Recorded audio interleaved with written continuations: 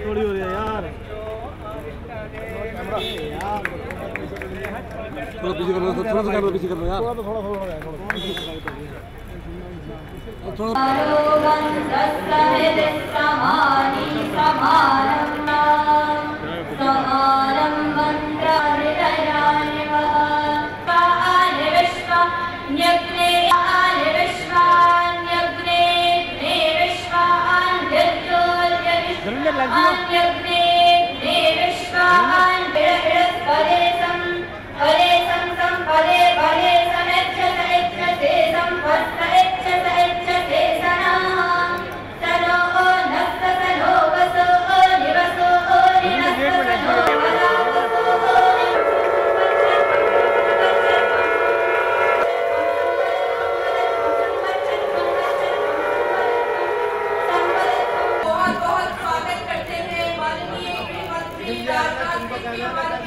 Bharatiya Janata party के वरिष्ठ नेता मुरली मनोहर जोशी जी, लोकसभा सांसद जगदम्बिका पाल भी हमारे बीच मौजूद हैं। तालियों की कड़कड़ाहट के साथ हम सब स्वागत करते हैं। हम स्वागत करते हैं अल्बर्ट और गाजियाबाद से आई हमारी उन बहनों की जिन्होंने सर पर मैला ढोने का दंश झेला है और आज हंसते मुस्कुराते चेहरों के साथ जिंदगी में वापस लौटी है। सुलभ के प्रयासों से हमारे बीच यहाँ मौजूद है। हमारे बीच वाराणसी से आए प्रकाश पंडित विद्वान वाणिज्य विद्यालय की हमारी छात्राएं यहाँ मौजूद हैं। देखिए इधर बहुत बड़ा फोटो भाई, जरा कैमरा पीछे पीछे छोड़ते हुए अब आगे निकल आए थे और पीछे का यहाँ आदान प्रदान लोगों को दिखाई दिया। उन जज्बातों को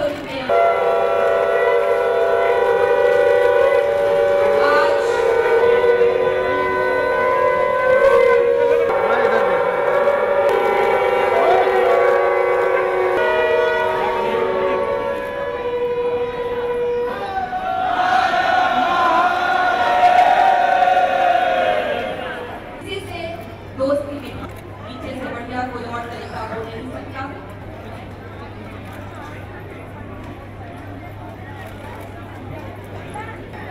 जबकि हमारी बहनें जो भी टोंक, राजस्थान और गाजियाबाद से विशेष रूप से आई हैं, पावनाओं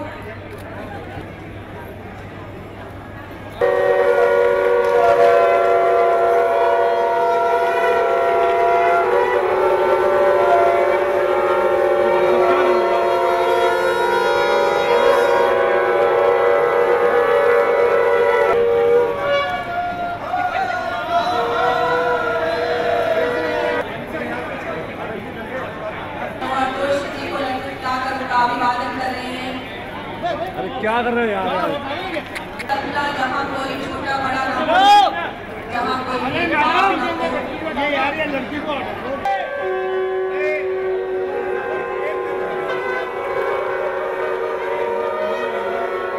और उसी को दर्शाने का ये मौका हमें सानिध्य मिला है। हमारे बीच हौसला अफजाई ये विशेष कार्यक्रम, तमाम कार्यक्रमों का आयोजन और महिलाओं को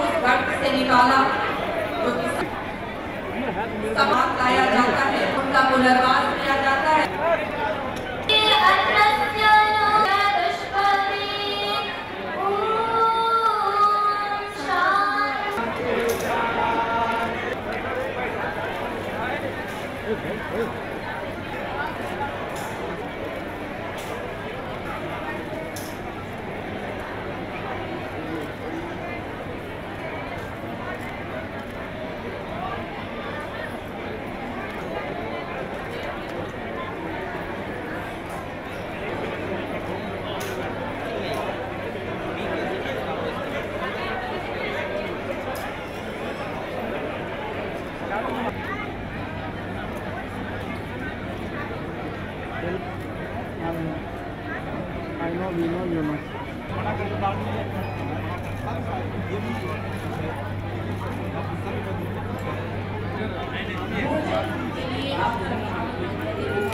अरे हैरा कवर सिंह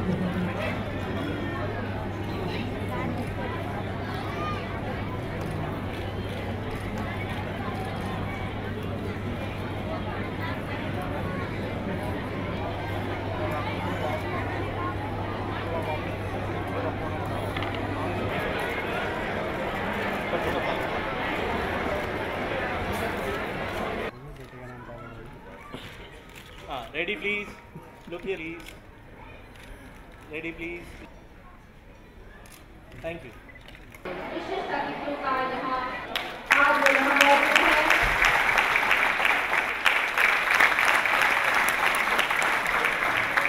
और एक को भी किया यहाँ पर माननीय उपस्थिति को सूरत की यात्रा को दर्शाते हुए भेंट किए गए हैं माननीय गृहमंत्री जी उषा जी अधिकारियों की भी समापन की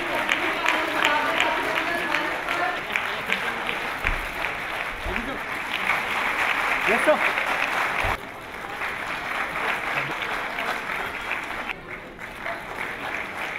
Thank you. Sir.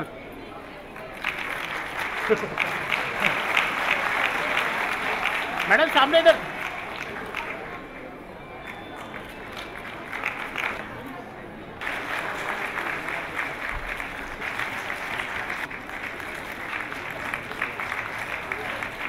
पहला घोड़े की जंग से मुक्ति पाई है और आज अगुआ बनी है पूरी मुहिम की। फाटक सर सर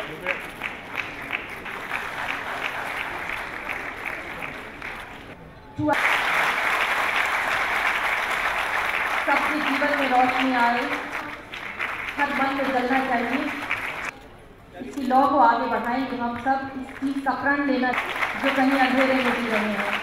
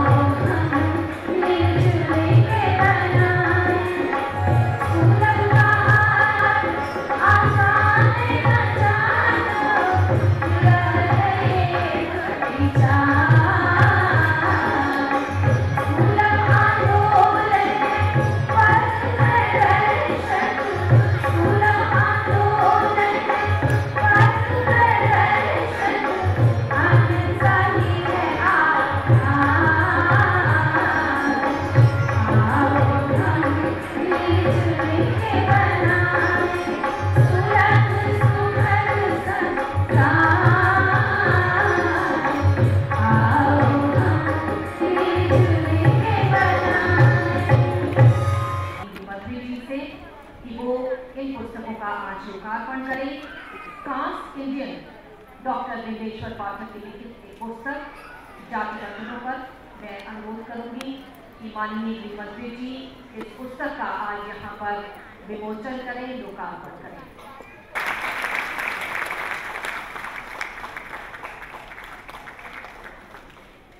एक और पुस्तक का लोकार्पण हम माननीय गृह मंत्री जी के हाथों करना चाहेंगे। जाति एक, पाठक आचार्य निशांत केतु जी हैं। जाति एक भारतीय, तो भारतीयता के उत्सव के रंग में रंग जोड़ती ये पुस्तक, जिसका आज लोकार्पण। और ऐसी एक और पुस्तक अस्पृश्यता का अंत, जो कि अलवर और टोंक की महिलाओं की परिवर्तन की गाथा सुनाती है।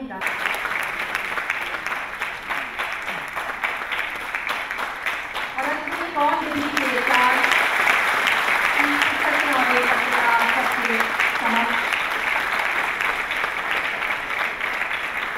फेडरेशन के कर्ता धर्ता डॉक्टर विंदेश्वर पाठक, आदरणीय श्रीमती अमोला पाठक, श्रीमती उषा चौहान, श्रीमती बुद्धि अटवाल और प्रोफेसर यमेलारी आजाद, श्री राजू जी त्यागी, पंडित सूरज जी नीरव, पंडित सुरेश जी नीरव, श्री अरुण जी पाठक और पंडित श्यामदेव जी, इस समारोह में उपस्थित मेरे सभी सम्मानित बहनों एवं भाइयों, सचमुच आज मैं बहुत ही भावुक हूं।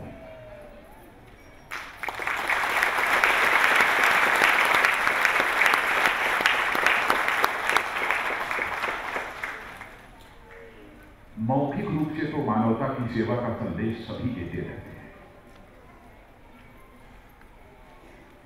लेकिन सचमुच कर्म के माध्यम से मानवता का संदेश जन जन तक पहुंचाने का काम कोई कर रहा है तो हमारे डॉक्टर विंदेश्वर जी का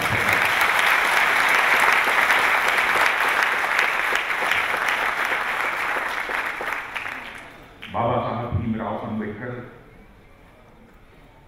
की कल जयंती है और उनकी जयंती के ठीक एक दिन पहले आज जिस तरीके से महिला होने वाली बहनों ने आज मुझे मिठाई खिलाई है, मैं कह सकता हूं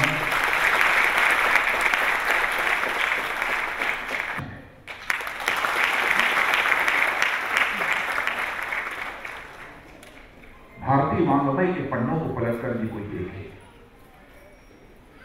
तो इंसान और इंसान के बीच किसी भी प्रकार का भेदभाव करने की कहीं कोई गुंजाइश नहीं है।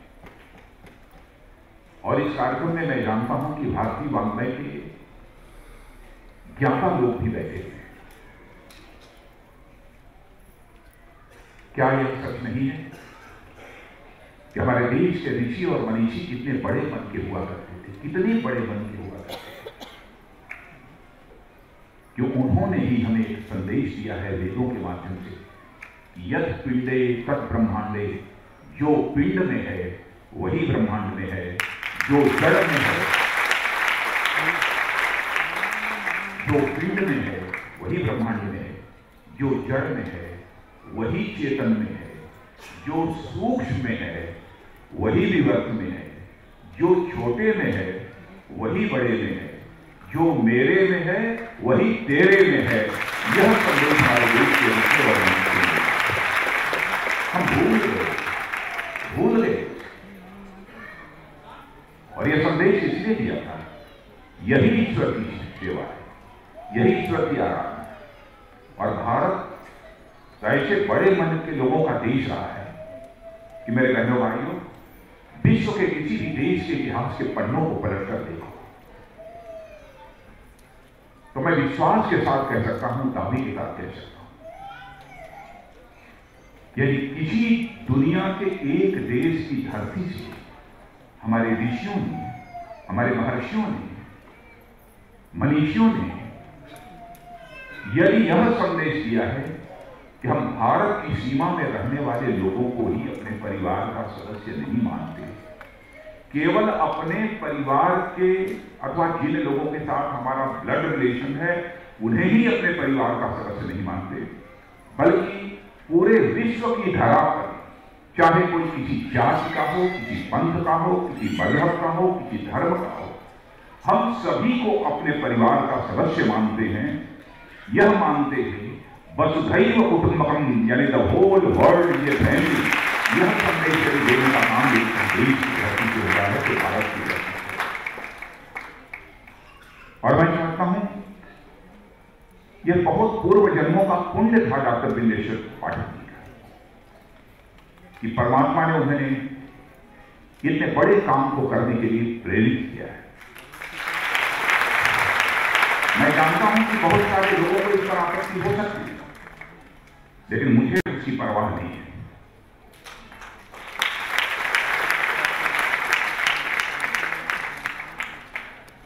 बहुत लोगों को आपत्ति हुई। आजादी हासिल हुई। आजादी हासिल होने के बाद संविधान के अनुच्छेद 17 के अंतर्गत एक संवैधानिक घोषणा की है, अस्पृश्यता को, अनटचेबिलिटी को समाप्त करने की। और फिर 1955 में एक अनटचेबिलिटी ऑफेंसेस एक्ट भी बना, जिसके आधार पर, जिसके अनुसार इसे अमीरनामा पहनाने की कोशिश की। लेकिन यह विडंबना है कि काफी हद तक समाप्त हुआ है, लेकिन अब भी बहुत बाकी है, बहुत कुछ करना शेष है। महात्मा गांधी ने जब आजादी नहीं हासिल हुई थी, उस समय से ही इस अस्पृश्यता के खिलाफ, अनटचेबिलिटी के खिलाफ उन्होंने सारे देश में एक अभियान चलाया। महात्मा गांधी कोई छोटे व्यक्ति नहीं थे। मैं कह रहा हूं ना, छोटे मन का व्यक्ति यह काम नहीं कर सकता, बड़े मन का ही व्यक्ति यह काम कर सकता है। और हमारे अटल जी बराबर कहा करते हैं, छोटे मन से कोई बड़ा नहीं हो सकता, छोटे मन से कोई बड़ा नहीं हो सकता, टूटे मन से कोई खड़ा नहीं हो सकता। अपना मन ही छोटा मत करो और किसी का मन तोड़ो भी मत। काम तो ऐसा ही होना चाहिए, किसी का मन छोटा भी मत करो, किसी का मन तोड़ो भी। यह होना चाहिए, नहीं हो रहा है। महर्षि दयानंद सरस्वती, उन्होंने भी अस्पृश्यता के खिलाफ अभियान चलाया। और सब तो सब, हम तो गीता, जिसे आज भारत ही नहीं बल्कि सारे विश्व को लोग गीता को आज मान्यता दे रहे हैं। उस गीता में भी भगवान कृष्ण ने कहा है, चातुर्वर्णम मया सृष्टम गुण कर्म विभागशः। जनमाना इसको मान्यता नहीं दी है, लेकिन हम लोगों ने अपनी व्यवस्था कर ली, पक्की कर ली। क्या हम अपने महर्षियों, अपने जिन्हें देव तुल्य मानते हैं, ऐसे लोगों के आदेश को हम स्वीकार करने को तैयार नहीं है? हमें विचार करना होगा।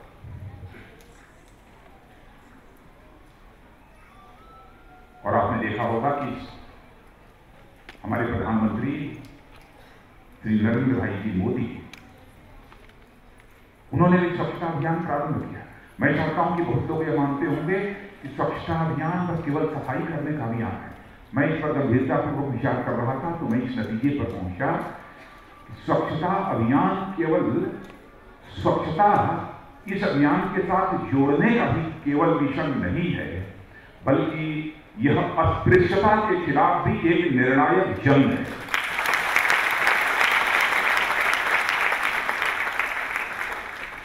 यह अस्पृश्यता के खिलाफ एक निर्णायक जंग है। इसलिए मैं आप सभी लोगों से विनम्र अनुरोध करना चाहूंगा कि आज भारत की राजधानी इस दिल्ली से जो एक अद्भुत कार्य उन्होंने किया है डॉक्टर बिंदेश्वर जी पाठक ने, इसका संदेश हम जहां रहते हैं, जिस रूप में रहते हैं, हमें लोगों तक पहुंचाना चाहिए। लोगों को लग रहा होगा कि जैसे जिस समय है इस महिला होने वाली व्यवसाय से जो पहले महिलाएं जुड़ी हुई थी, आज जब मुझे खिला रही थी, मैं ज्यादा मिठाई खाने की स्थिति में नहीं था, लेकिन मैं किसी की मिठाई को नकार ही नहीं पाया। मैं इतना नहीं,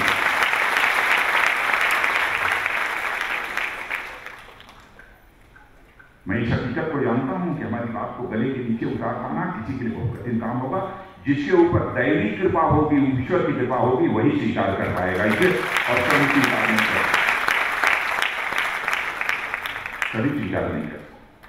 समाज है ऐसा, और इस सच्चाई को भी हमें समझना चाहिए। जो धारा के अनुकूल चलता है, धारा के प्रवाह के अनुकूल चलता है, वह वीर नहीं कहा जाता है। जो धारा के प्रतिकूल चलने की कला जानता है, वही वीर और महावीर कहा जाता है। क्या बनकर जिंदा रहना चाहते हैं समाज में, हमें आपको फैसला करना होगा। क्या बनकर जिंदा रहना चाहिए। और मैं जानता हूं इसके लिए मन अपना तैयार करना ये छोटी साधना नहीं है, बहुत बड़ी साधना है, बहुत बड़ी साधना है।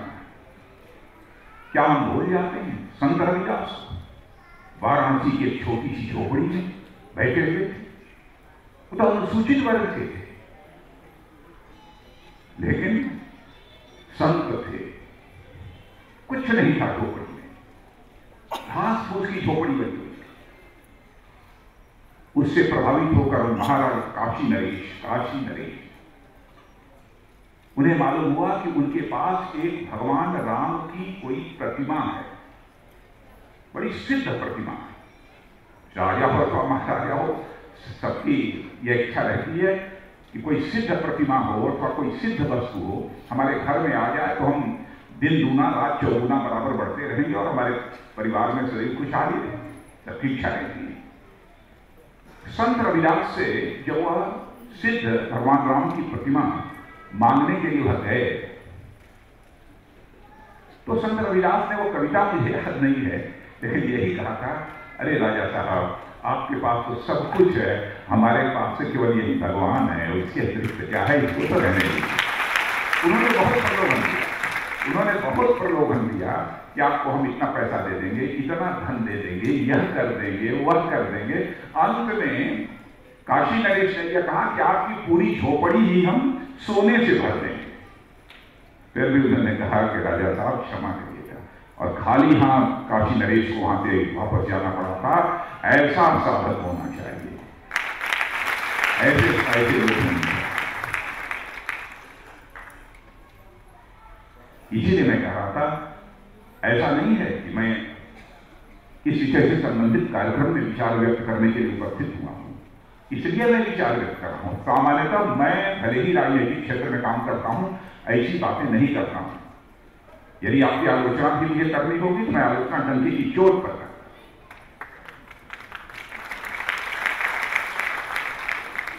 लेकिन जब से इस कार्यक्रम में आया हूं, सारा दृश्य मैंने देखा, उससे मैं प्रभावित हुआ।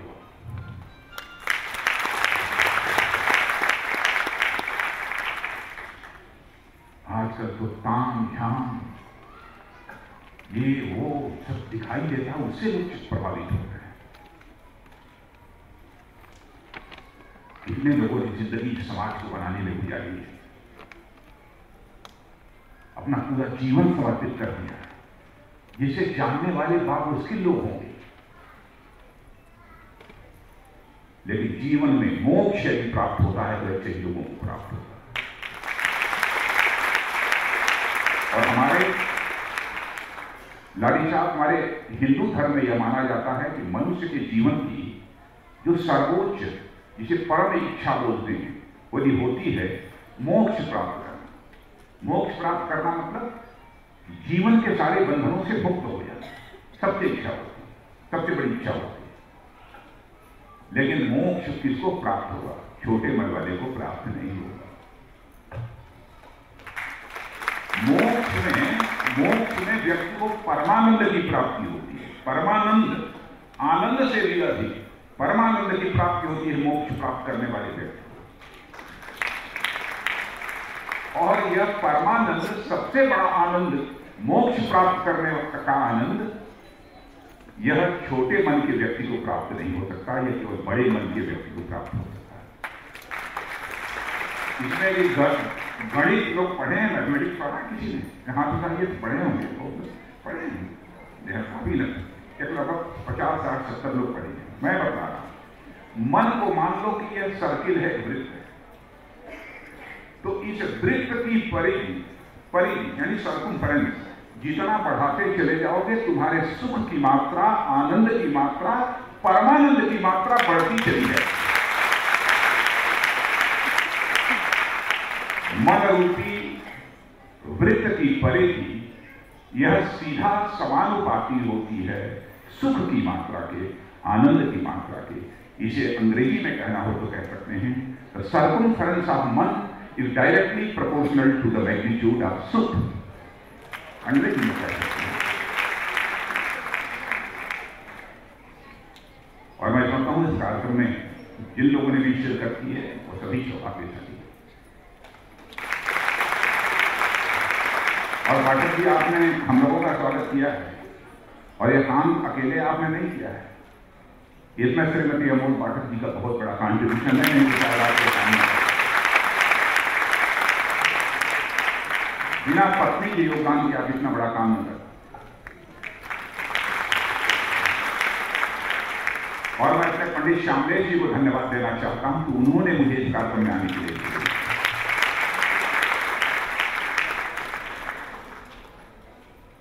शायद मैंने आ पाया, मैं पूरी ऑफिस छोड़ कर आया।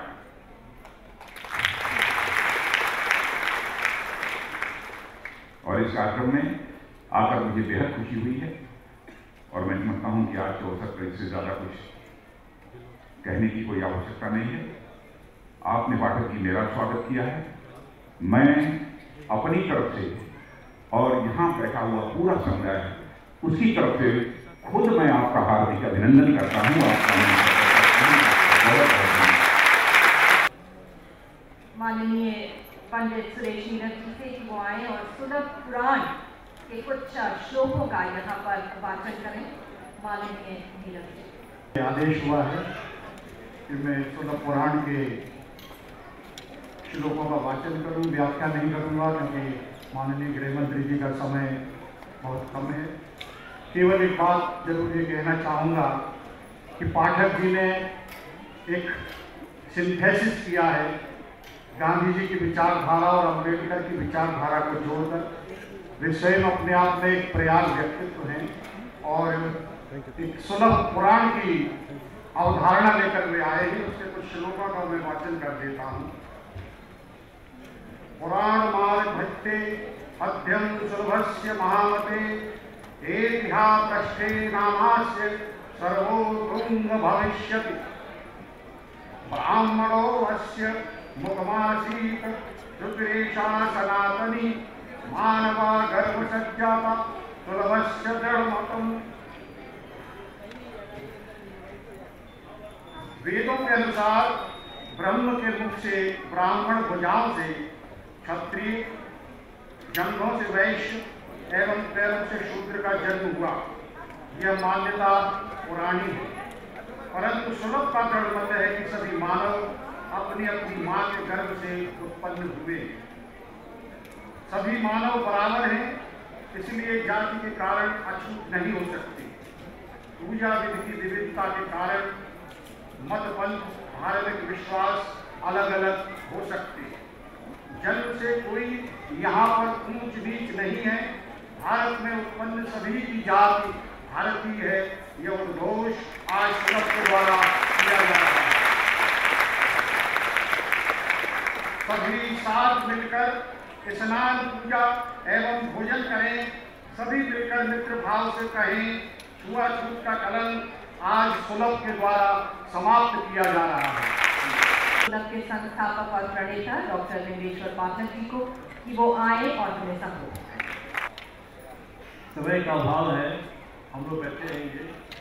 माननीय गृहमंत्री जी को जाना है, इसकी आवश्यकता है।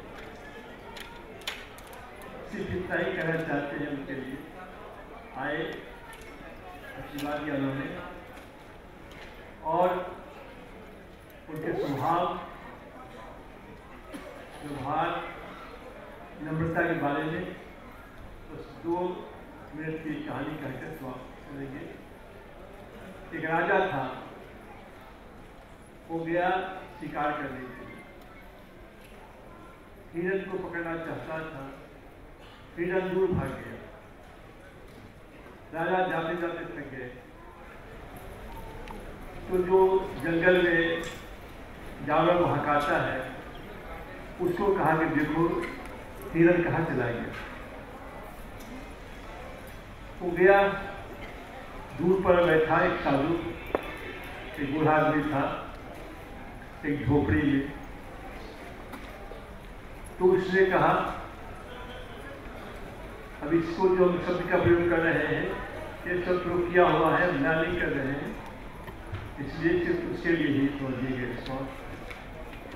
तो उसने कहा अरे बुढ़े, तुमने हिरण को इधर से जाते हुए देखा है क्या? उसने कहा रे शुद्र, मैंने हिरण को जाते नहीं देखा। फिर राजा ने लौट के आया, राजा से कहा कि मुझे एक आदमी बैठा है, देखा तो होगा, बता दे रहा है, ऐसे से कह रहा है। तो सिपाही को भेजा, जो पुलिस के लोग होंगे वापिस जाते हैं, खाली कहानी के रूप में मिलेगा उसको। तो अपने सिपाही को भेजा कि देखो भाई जानवर कहाँ से, हिरन कहाँ चला गया। वो भी खोजते खोजते वहीं पहुंच जाता। कहा कह रहे बुढ़े, हिरन को जाके देखा है क्या? बताओ तो लट लगाऊंगा। कहा कह रहे मूर्ख, मैंने हिरन को जाके नहीं देखा। फिर राजा ने क्या किया, वो भी कहा कि आगे कह दिया राजा से कि नहीं मिला, वो आदमी बैठा है बता दे रहा है। तो मंत्री को भेजा, मंत्री जी आप जाइए। तो मंत्री जी खोजते खोजते तो भी वहीं पहुंचे, देखा कि आगे बैठा हुआ है बूढ़ा आदमी। तो कहता है कि महर्षि एक आज्ञा हो, तो एक बात पूछो आप। कहा मंत्री जी जरूर पूछिए। कहा कि हिरन को आपने जाते हुए देखा है क्या? कहा नहीं मंत्री जी, मैंने हिरन को जाते नहीं देखा। मंत्री लौट के चले आए। तो राजा सुन गए थे। मंत्री ने कहा बता तो नहीं रहा है, आदमी बैठा हुआ तो है वहां पे, साधु है, महर्षि लगते हैं, महर्षि बता दे रहे। राजा सुन गए। राजन राजर्षि, आपने हिरन को जाके देखा है क्या? कहा कि राजन मैं तो अंधा हूं, हिरन कहाँ गया, किसका क्या आया कि नहीं आया मैं क्या जानता हूं, मैं तो देख ही सकता हूं। कहा राजर्षि आप अंधे हैं? कहा कि है राजन मैं तो अंधा हूं। तो आपने 4 व्यक्तियों को 4 संबोधन कैसे किया? कहा राजन पहला व्यक्ति आया, उसने कहा बुढ़ा, मैंने समझा कि ये व्यक्ति शुद्ध होगा, ये शब्दों का चयन नहीं जान रहा है, उसको मैं ठीक कहा। जिसे कहा कि लट लगाऊं, मैं समझ गया कि सिपाही पाई होगा या नहीं, क्योंकि तो वही बात कर सकता है लट लगाने वाले ने। तो हमने सुगुण कहा और आगे मंत्री जी आए तो संबोधन किया महर्षि का मंत्री। तो मैंने सोचा कि महर्षि का प्रयोग कौन करेगा, मंत्री कर सकता है। और जैसे आप आए राजर्षि कहा आपने, तो राजर्षि किसका होगा? राजा का होगा। तो मैंने आपको राजन कहा। आप में राजन के गुण है, आप जिस प्रकार से संभाषण करते हैं, लोगों से बात करते हैं, व्यवहार करते हैं, राजनीति रखते हुए भी लोग बायला हो जाते हैं, कि आपकी जो संभाषण है, आचरण है, बोलचाल है, जो मर्यादा आपने रखी है, उस मर्यादा की हम आपके कायल हैं। और समय नहीं है इसलिए आपका समय नहीं लूँगा, इतना ही कहना चाहता हूँ। मैं 25 वर्ष का था, तो 25 साल की अचगोड़ा नहीं है, और मैं 72 वर्ष का हूँ।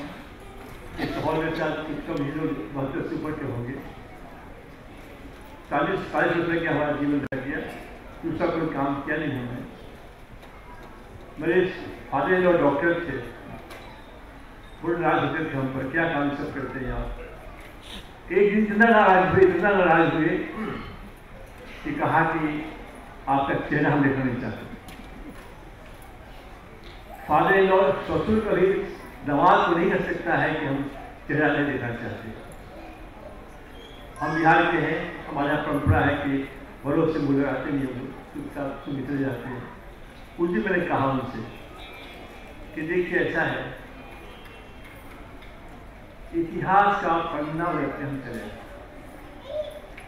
गांधी का सपना पूरा करना है, या तो इतिहास का पन्ना उलटते हैं। कहते थे कि अछूतों का रहते हैं, लोग पूछा जवाब क्या करते हैं, मैं क्या कहूँ कि जवाब क्या करते हैं।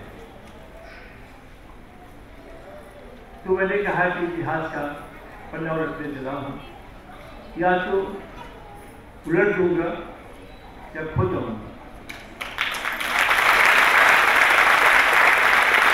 और आपको आश्चर्य रहेगा कि बेतिया में जो मैं रहता था, अछूतों की कॉलोनी में, अछूत कॉलोनी में, वाल्मीकि कॉलोनी में, एक बच्चा लाल कपड़ा पहने हुए थे, बुल ने अटैक कर दिया उसको। सबने थोड़े बचाने के लिए किसी ने कह दिया वो लड़का वाल्मीकि कॉलोनी का है, सबने छोड़ दिया उसको। बच्चा इतना हर्ट हो गया था, उठा के ले गए हम लोग और दम तोड़ दिया। तो फादर इन लॉ और ब्राह्मण की बात लंबी कहानी छोड़ देते हैं, तो ले गए और दम तोड़ दिया, बच्चा बच नहीं पाया। तो मैंने कहा कि हम गांधी का सपना पूरा कर रहे हैं, वही कसम खाई गांधी की। आज आपका आना, आपका डिसीजन, आप इतिहास में यह दिन रहेगा, आपका नाम रहेगा कि आप साक्षी बने हैं इस बात की कि हमने इतिहास का आज आप इसलिए बात बोलेंगे।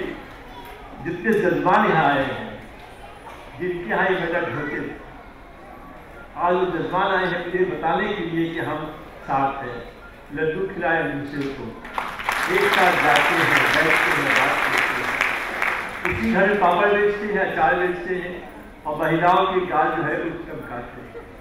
मैंने कहा कि महिलाओं को जब गाल चमकाना तो सब ऐश दिया करना, तो पूछती है डॉक्टर लोग हैं, लोग पूछती है गाल क्यों उठती है, आगे मैडम यही घर था, मैं अछूत कहलाती थी, छोटा 9 साल सब करती थी, और आपको पानी ऊपर से देती थी, खाना ऊपर से देती थी। आज वही घर है कि आप अपने अपने गाल को भी चमकाने के लिए। तो फाउंडर ने कहा है कि साहब यहाँ हुआ है कि जब तक हम साफ कर रहे हैं, जब तक महिला लोग धोएंगे, इनके साथ खाना कोई नहीं खाएगा।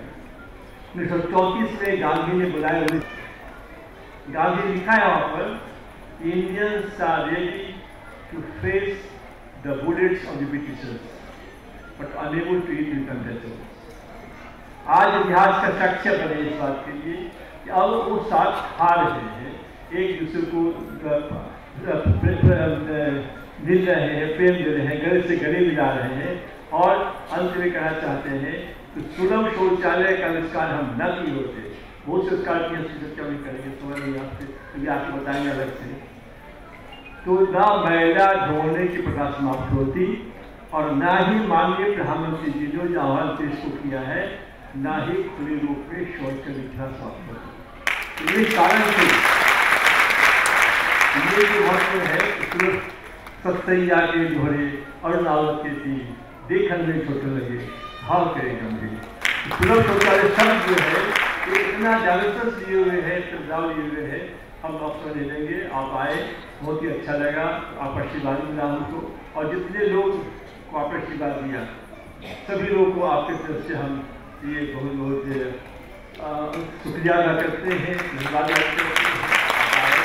और आपका जो आशीर्वाद मिला है, इससे हम आगे और काम को बढ़ाएंगे और देश से स्वास्थ्य बचाने का प्रयास करेंगे। उसका आपका हाथ हम पर खड़ा रहेगा, ऐसे आशा करते हैं। बहुत धन्यवाद। और धन्यवाद आपके मार्गदर्शन के लिए डॉक्टर बिंदेश्वर पाठक। और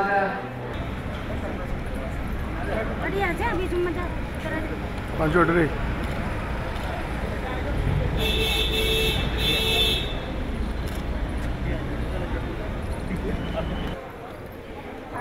मंच बैठे सभी मेरे पूजनीय आदरणीय सभी को मेरा प्यार भरा नमस्कार और बड़ों को मेरा प्रणाम।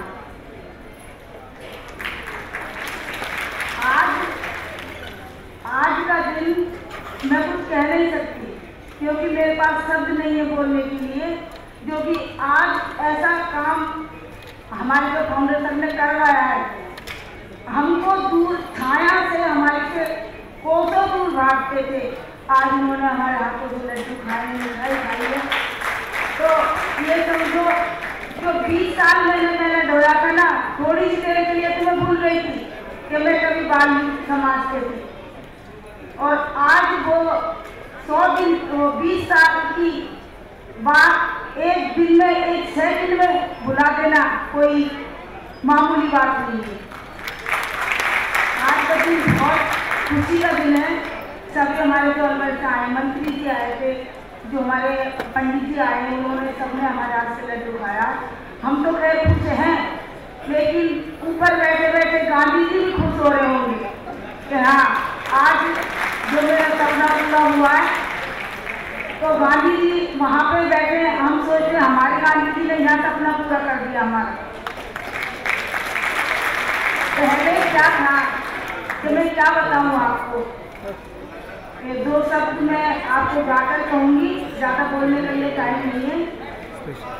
हमारे पूर्वज, हमारी दादी परदादियाँ, हमारी माँ, हमारी भाभी सब इस काम में जुड़ी हुई थी, तो उनको इस काम से निकालने वाला कोई नहीं था। तो कहते हैं ना, ऊंचे में तुम्हारे दीवाने उम्मीद लगाए बैठे हैं, ऊंचे में तुम्हारे दीवाने उम्मीद लगाए बैठे हैं, ना जाने कितने अरमा हैं सीने में दबाए बैठे हैं। हमारे दिल की आवाज हमारे जिगर कहे, हमारे जिगर सुने। कहते ना कि आत्मा की आवाज को भगवान ही सुनता है। एक इंसान भगवान के रूप में आए, वो कैसे हमसे मिले, कैसे हमारी जिंदगी संभाली, तो ये सब भगवान ही करवाता है। चलो वो ऊपर बैठे अपने रूप में किसी को भेज सकते हैं, तो भगवान के रूप में जो फाउंडर सर आए यहाँ पर, उन्होंने हमारी जिंदगी बदली है, और एक ही जीवन में हमको 2 जीवन उन्होंने दे दिए। नर्क भी यही देख लिया था पहले जो भोगा था, लेकिन अब तो स्वर्ग ही स्वर्ग। इसके लिए मैं उनके लिए तो कहने के लिए मैं क्या कहूँ, क्योंकि वो बहुत बड़े हैं, लेकिन फिर भी मैं इतना कहूँगी कि उन्होंने जैसा हमारी जिंदगी संभाली है ना, भगवान थोड़ा घना कुछ हो जाए तो हम भी किसी के लिए थोड़ा घना, पैसों से नहीं, कुछ से नहीं, हाँ मेहनत से हम भी किसी को समझा सकते हैं कि कहीं पे ऐसा कोई बुरा काम मत करो जिससे कि अपने को शर्मिंदा होना पड़े। जैसे कि हम पहले शर्मिंदा होते थे, मेला ढोते थे, तो आज हम बिल्कुल शर्मिंदा नहीं है, इज्जत के साथ जी रहे और जीते आएंगे। ये इज्जत देने वाले जो हमारे फाउंडर करे, भगवान उनकी लंबी उम्र करे। धन्यवाद। तो आपने सुना, और अब अलवर राजस्थान से एक और महिला हमारे बीच हैं, मौजूद हैं। लक्ष्मी नंदा आपका नाम है, और लक्ष्मी नंदा एक कविता आपको पढ़कर सुनाएंगी। सभी सदस्यों को मेरा प्यार भरा नमस्कार। मैं एक ऐसी महिला थी ताकि पढ़ी लिखी नहीं थी, मैंने कभी स्कूल नहीं देखा। मैं 2003 से सुलभ से जुड़ने के बाद मैंने पढ़ना लिखना सीखा है, और अचार पापड़ सारे काम हमको सिखाए गए थे। हम ऐसी नरक की जिंदगी जी रहे थे ताकि वो हमको ही पता है कि हम कैसे नरक की जिंदगी जी रहे थे। हम सुलभ से जुड़ने के बाद अब हम बहुत अच्छी जिंदगी जी रहे हैं, और हम खुशी से रह रहे हैं। हम सर को बहुत बहुत धन्यवाद देते हैं जो हमारी जिंदगी संभाले। मेरी पहली कविता है पकड़ से स्थान की तरफ। मैंने सम्मानित कविताएं लिखी हैं। ये पहली कविता महामहिम राष्ट्रपति जी को भी सुनाई थी। उन्होंने मुझे आशीर्वाद दिया और मेरा और हौसला बढ़ा, मुझे और हिम्मत आई। ये मन के विचारों को मैंने कविता के रूप में लिखा है जो इस प्रकार है। पतन से उत्थान की तरफ, गम के अंधेरों में खोई हुई थी जिंदगी, मर मर के जीने का नाम था जिंदगी, बेमतलब बेजान सी थी जिंदगी, उलझी उलझी सी परेशान सी थी जिंदगी, दिल में तीर सा लगता था जब नीच कहकर बुलाते थे लोग, कानों में पिघला शीशा सा घुसता था जब छोटी जात कहकर बुलाते थे लोग। क्या हम इंसान नहीं थे जो हमसे की नफरत करते थे लोग? तभी रोशनी की एक किरण नजर आई, खुशियों की सौगात लेकर एक नई सुबह आई, अरमानों को जैसे नया आसमान मिला, सपनों को जैसे पूरा जहान मिला। आज आसमान छूने को मन करता है, आज खुली हवा में उड़ने को मन करता है, खोल दिए जिसने बंधे पंख हमारे, वो हैं डॉक्टर बिंदेश्वर पाठक सर हमारे, जिन्होंने किस्मत से महकाई जिंदगी हमारी, इनकी भी फूलों से महके जिंदगी। धन्यवाद। लोग बात तीरथ करने जाते हैं, बड़े बड़े दूर जाते हैं, हमारा तीरथ तो बहुत ही बड़ा एक सुलभ है जो हम इसमें बहुत खुश रहते हैं। धन्यवाद। और अब यहाँ मंच पर विराजमान चौधरी चरण सिंह विश्वविद्यालय के प्रोफेसर और जाने वाले इतिहासकार रानी आजाद जी को हम आमंत्रित करेंगे कि वो आए और हमें संबोधित करें।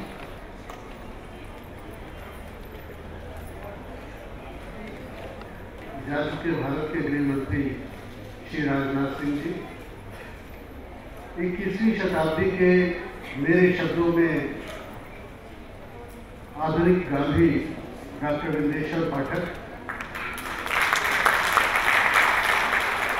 उनकी जीवन संगिनी और उनकी शक्ति माननीय अमला भाभी जी, सूरज की शान उषा चौहान जी, गुड्डी अठवाल जी, हमारे बुजुर्ग माननीय अरुण पाठक जी, श्री राजू त्यागी जी और सभाध्यक्ष मेरे अध्यक्ष पंडित सुरेश नीरोल जी, और इस सभागार में मौजूद आज के ऐतिहासिक क्षणों के गवाह आप सभी को आज इस मौके पर इस ऐतिहासिक क्षणों के गवाह बनने के लिए मैं आपका अभिनंदन करता हूं, आप सभी को बधाई देता हूं कि आपने एक ऐसे ऐतिहासिक पल की गवाही दी है। मैं अपनी बात सिर्फ 2-3 मिनट में कहूँगा। अपनी बात शुरू करता हूँ अपने देश के मजबूत गृह मंत्री राजनाथ सिंह जी की उस बात से जो उन्होंने कही थी कि हिंदू धर्म में मोक्ष की कामना हर व्यक्ति को अंतिम होती है। हमारे देश के राष्ट्रपिता ने कहा था कि मैं भी एक सनातन हिंदू होने के नाते, एक वैष्णव होने के नाते मोक्ष की कामना करता हूं और मेरे सारे प्रयास मोक्ष के लिए हैं।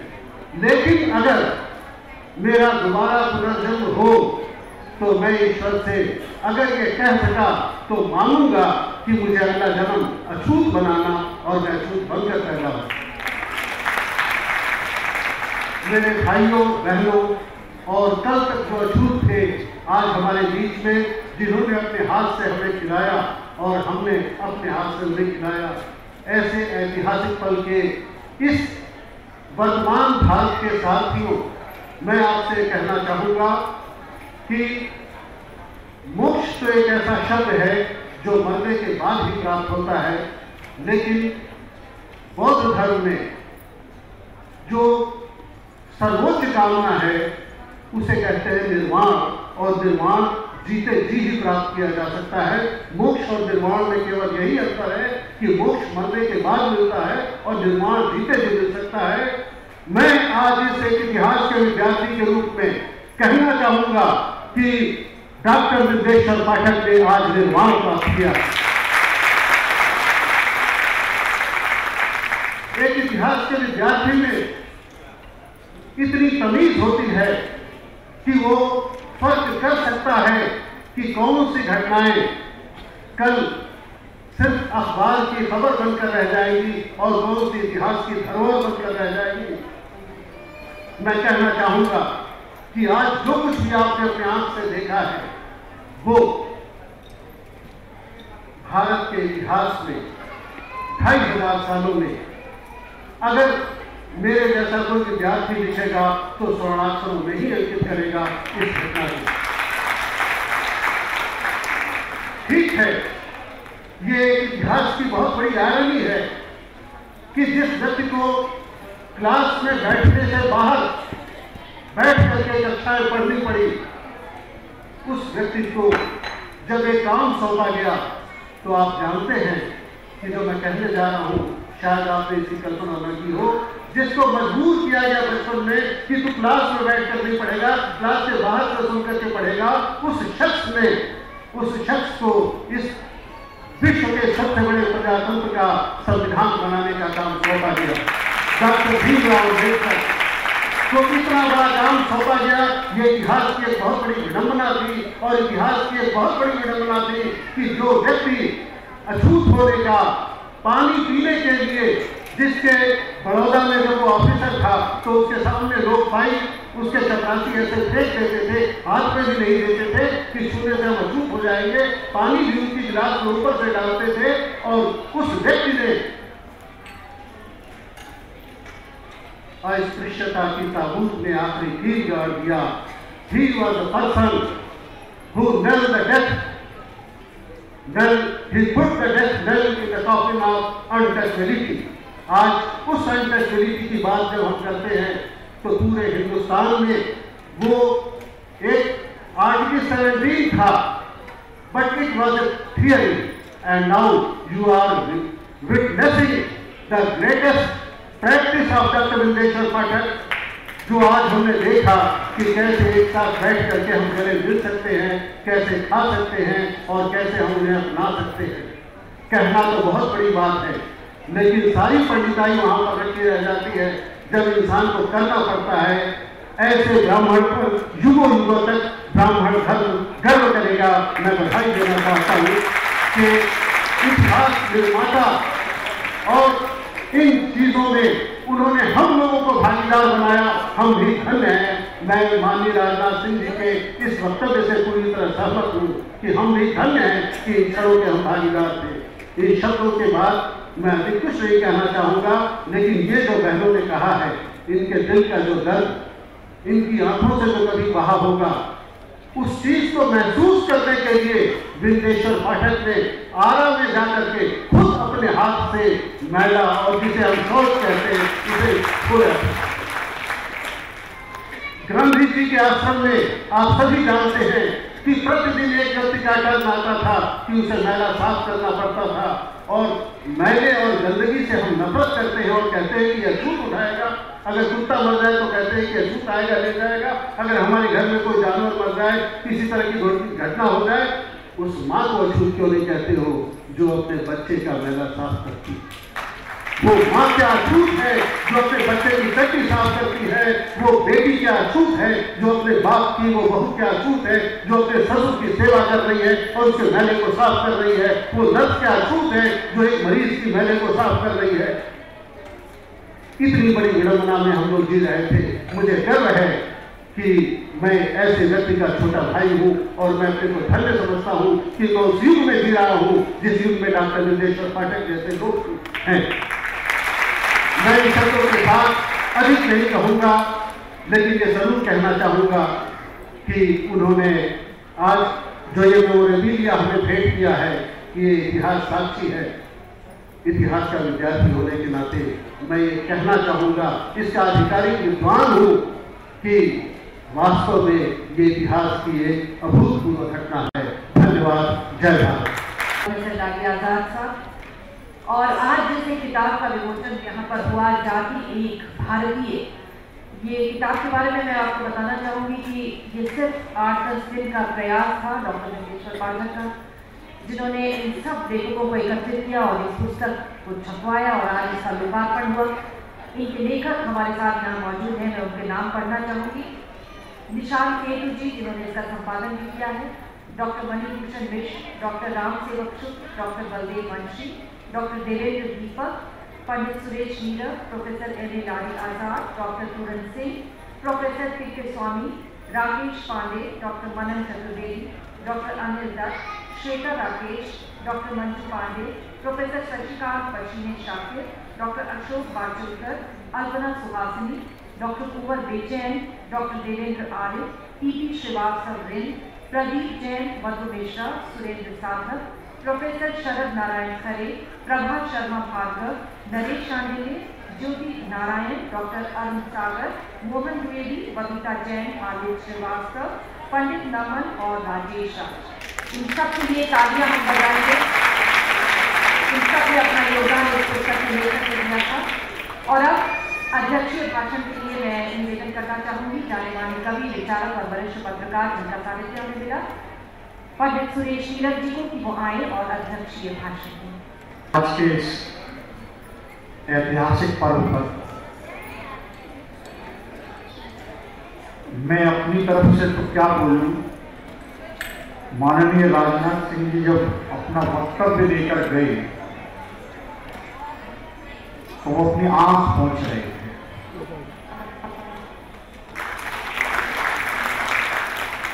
और अपने आप स्वतः स्फूर्त उन्होंने कहा, आदत जी सचमुच में बड़े आदमी। मैं समझता हूं कि बिना किसी पूर्वाग्रह के जब आंखों में आंसू हो और वाणी में किसी के बारे में कुछ कहा जा रहा हो तो वो उसकी आत्मा का संगीत होता है। एक गृह मंत्री अनेक आयोजनों में जाते गए, लेकिन इस आयोजन में आने के बाद उन्हें ये महसूस हुआ कि यह कोई उत्सव धर्मी पाखंड नहीं है, बल्कि मनुष्य को मनुष्यता की गरिमा दिलाने का एक सात्विक अनुष्ठान है, जिसे बिंदेश्वर पाठक जी कर रहे हैं।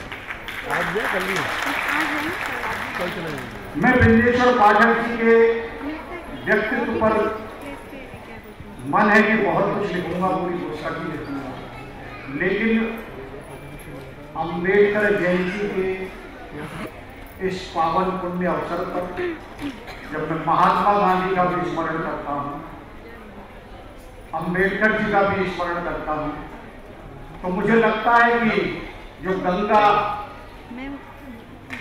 महात्मा गांधी ने शुरू की थी अस्पृश्यता के निवारण के लिए, जो यमुना बहाई थी अम्बेडकर जी ने सामाजिक सुधार की अनुसूचित जाति के लिए, वे दोनों धाराएं आकर एक व्यक्तित्व में मिल जाती है, उसका नाम है बिंदेश्वर पाठक। ये प्रयाग व्यक्तित्व है, गंगा यमुना सरस्वती तीनों इनमें समाहित हैं। हमारे आदरणीय दुलारी आजाद ने कहा कि ये आधुनिक गांधी है। मैं बिंदेश्वर पाठक जी को उत्तरार्ध गांधी मानूंगा, आधुनिक गांधी नहीं, उत्तरार्ध गांधी। और एक बहुत बड़ी जो बात रही, स्वयं समाज शास्त्र में पाठक जी ने अपनी शिक्षा ग्रहण की है, वे एक सोशल एक्टिविस्ट हैं। गांधी जी की थ्योरी को और अम्बेडकर जी की जो थ्योरी है, उन दोनों अवधारणाओं को, उन दोनों परिकल्पनाओं को उन्होंने थीसिस को सिंथेसिस करके एक नई चीज दी है, जो सुलभ पुराण के नाम से अब आपके सामने आ रही है।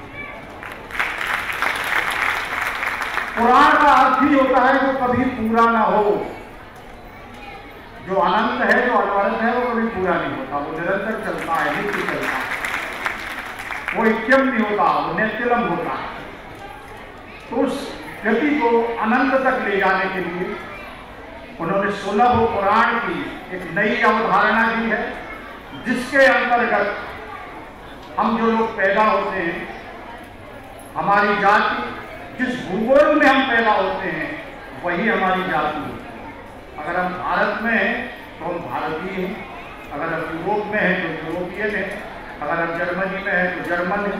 तो हमारी जो अन्य कल्पनाएं जाति की, गांधी जी स्वयं कहते हैं कि मैं सनातनी हिंदू, मेरा हिंदू धर्म में बड़ा विश्वास है, हिंदू धर्म का मैंने बहुत अध्ययन किया, लेकिन न किसी पुराण में, न किसी उपनिषद में, न किसी वेद में जाति शब्द तो आया ही नहीं।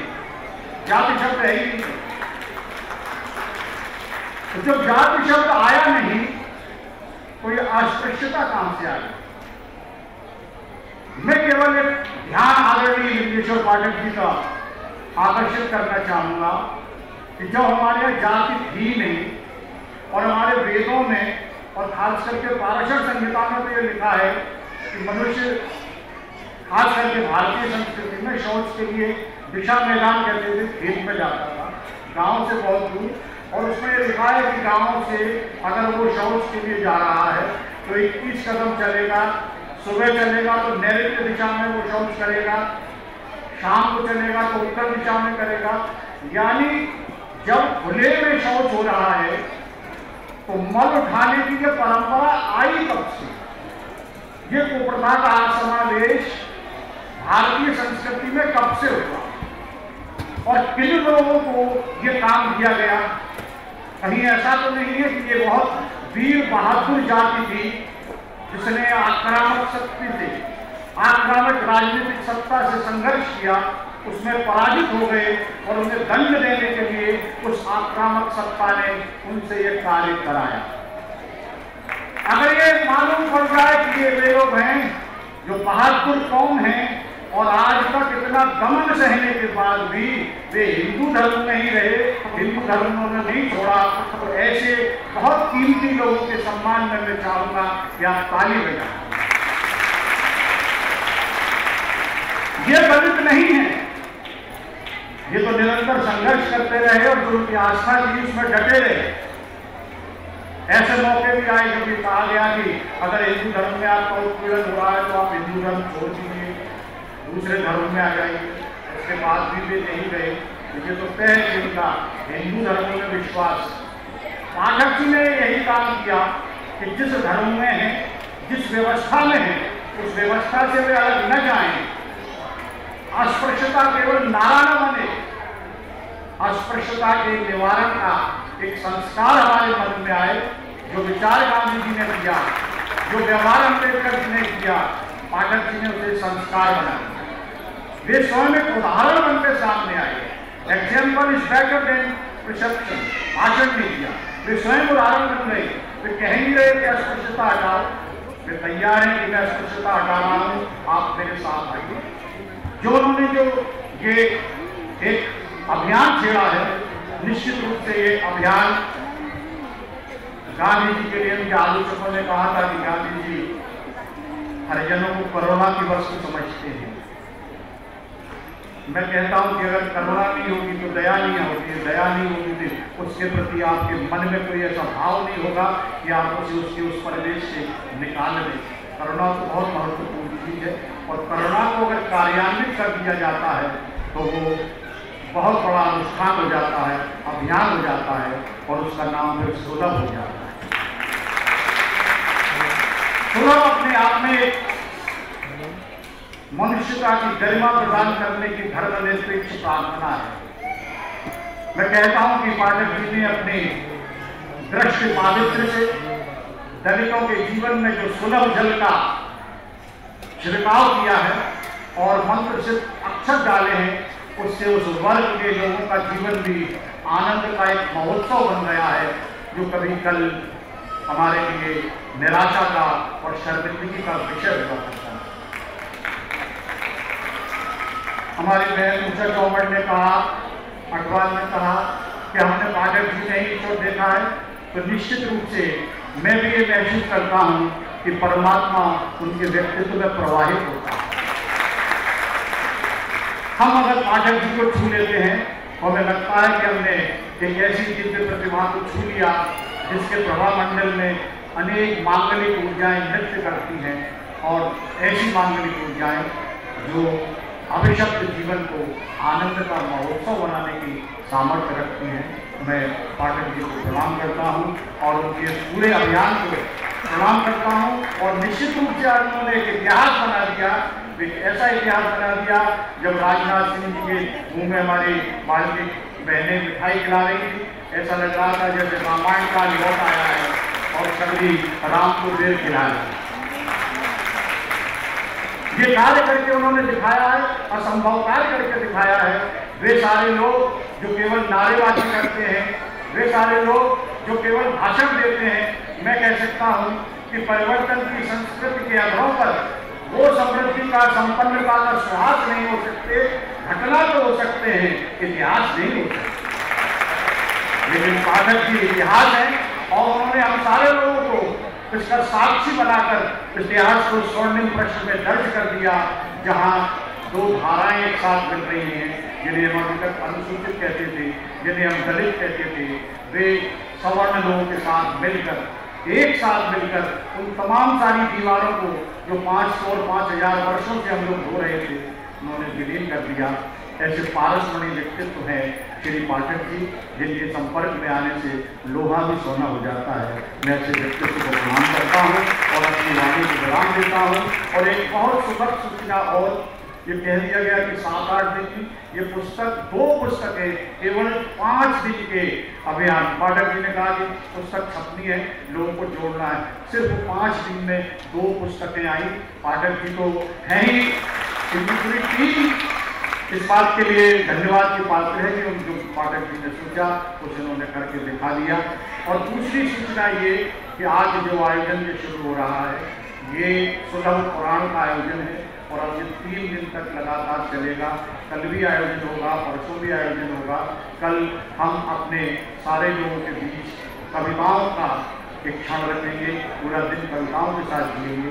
हम लोग तय करेंगे कि हम कितने लोग इसमें शामिल हो सकते हैं, लेकिन ये तय है कि पाठक जी अपने विचार को कविता के माध्यम से, पाठक जी अपने विचार को व्यवहार के माध्यम से समाज में लाना चाहते हैं। मैं पुनः उन्हें प्रणाम करता हूँ और आप सभी लोगों का धन्यवाद और आभार व्यक्त करता हूँ।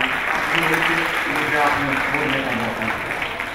वक्त हुआ है समापन का। धन्यवाद ज्ञापित करने के लिए मैं मंच पर आसीन हम सुलभ इंटरनेशनल सोशल सर्विस ऑर्गेनाइजेशन के चीफ पेटनर अरुण पाठक जी को निवेदन करूंगी कि वो आए और धन्यवाद ज्ञापित करें। अरुण पाठक जी।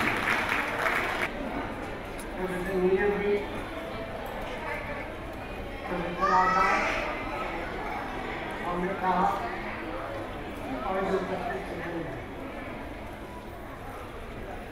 लोगों ने बातचीत की, अम्बेडकर के आज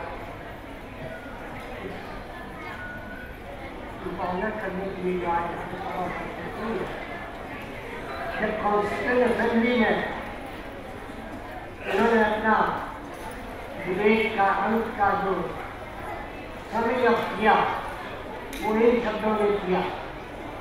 उन्होंने कहा, when the Hindus wanted to know the essence of the Vedas, they sent for Vyas, a man who was not of the upper caste. When they wanted an epic, they sent for Valmiki, who was an untouchable. When the country wanted a constitution, they sent for him, that is Dr. Ambedkar, an untouchable.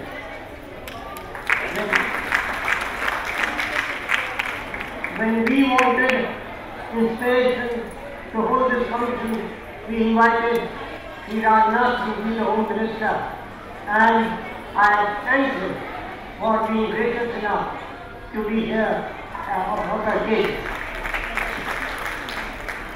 When the nation wanted that untouchability should not be there anymore, they invited, the nation wanted Dr. Bindeshwar Pal.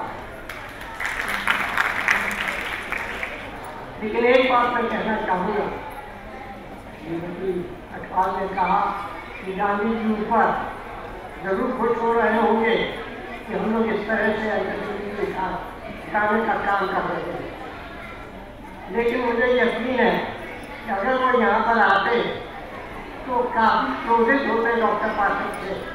वो कहते कि मैं तो अछूत पैदा होने आया था और तुम लोग अछूतपन को हटाना चाह रहे हैं।